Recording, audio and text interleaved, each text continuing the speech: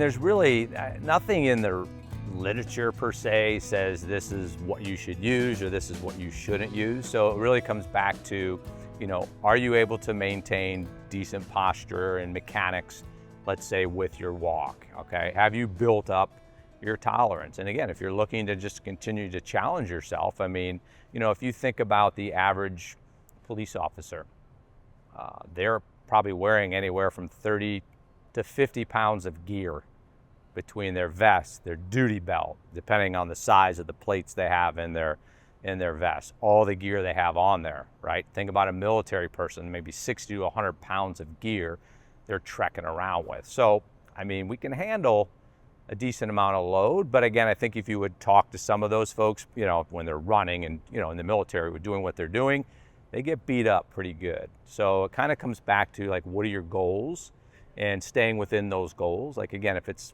fitness, there's nothing wrong with continually adding and progressing, just as long as that's in a progressive manner and you're always monitoring yourself for, am I having pain? Am I able to maintain that? Is any new things creeping up? I think it's important to, ask yourself, do I have any underlying medical conditions, aches, pains that I might need to take care of?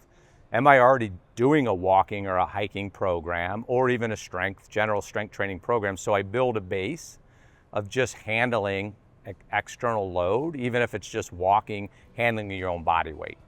And then if we've kind of established and built that base, then I think it's good to then add the weighted vest, as opposed to, hey, I've never exercised before. This weighted vest thing sounds great. I'm gonna just put a bunch of weight on my vest and I'm gonna go for a walk, and then all of a sudden your neck hurts, your back hurts. Like, just like anything else, we wanna build up our ability to handle more load. So not saying you couldn't start with a weighted vest, but I think it's a better choice to maybe build up a little bit of your walking and your hiking before you add that weighted vest.